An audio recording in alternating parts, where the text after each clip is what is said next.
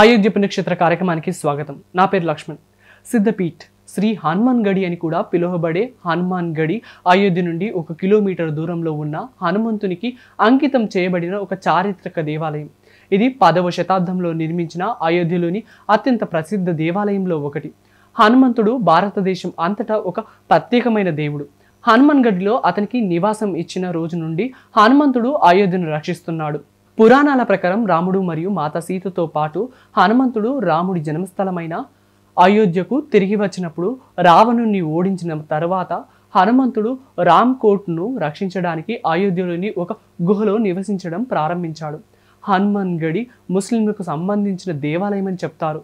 స్కంద పురాణం ప్రకారం రాజు విక్రమాదిత్య హనుమంత్ గడితో పాటు 360 ఇతర దేవాలయాలను నిర్మించాడు. కానీ ఔరంగజేబ్ హనుమాన్ గడిని ధ్వంసం చేసి మసీదును నిర్మించాడు. తర్వాత బైరగ్ అవధ్ రాజు నవాబ్ షువదుల్లాను ఓడించడం ద్వారా భూమిని ఆక్రమించాడు. వారు మసీదును తొలగించి హనుమంతునికి కొత్త ఆలయాన్ని నిర్మించారు. కొంతమంది ముస్లింలు హనుమాన్ గడిని మసీదుపై నిర్మించారని భావించారు. అందువలన వారు చాలాసార్లు ఆలయాన్ని పగలగొట్టడానికి ప్రయత్నించారు, కానీ విఫలమయ్యారు. అయోధ్య రాముడి నగరం కాబట్టి అతని పరమ భక్తుడైన హనుమంతుడు హనుమాన్ గడిలో నివసిస్తాడు. సరయూ నది ఒడ్డున ఉన్న ఈ ఆలయం పూజారికి ప్రత్యేక అభ్యర్థన ఉంటే లేదా ఏదైనా అనుమతి అవసరమైతే అతను ఒక లేఖ రాసి హనుమంతునికి అందజేస్తాడు. హనుమంతుని ఆశీస్సులు పొందేందుకు వేలాది మంది భక్తులు ఆలయాన్ని సందర్శిస్తుంటారు. ప్రజలు రామ మందిరాన్ని సందర్శించే ముందు హనుమంతుణ్ణి పూజిస్తారని మరియు సరయూ నదిలో తమ పాపాలను కడగడానికి ముందు హనుమంతుణ్ణి అనుమతి తీసుకుంటారని చెప్తారు. ఈ ఆలయం 4 వైపులా కోట ఆకారంలో నిర్మించబడింది. ఇక్కడ ప్రతి మూలల్లో హనుమంతుడి ఆలయానికి వృత్తాకారం ఉంటుంది. హనుమంతుణ్ణి చేరుకోవడానికి 76 మెట్లు ఎక్కాలి.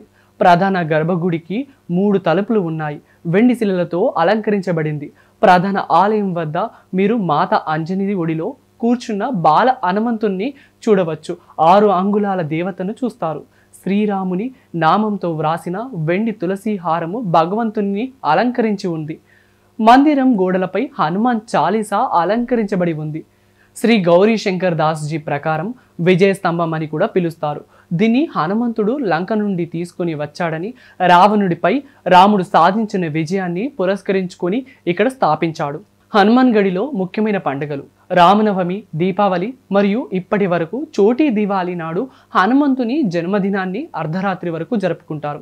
ఇవి ఆలయంలో జరుపుకునే ప్రధాన పండుగలు. అయోధ్యలోని ప్రజలందరూ హనుమాన్ మందిరంలో ఈ పండుగలను ఆనందంగా ఉత్సాహంగా జరుపుకుంటారు.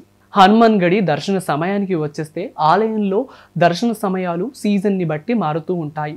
వేసవి కాలంలో దర్శన సమయాలు ఉదయం 7:30 నుండి 11:30 వరకు మరియు సాయంత్రం 4:30 నుండి రాత్రి 9:30 వరకు.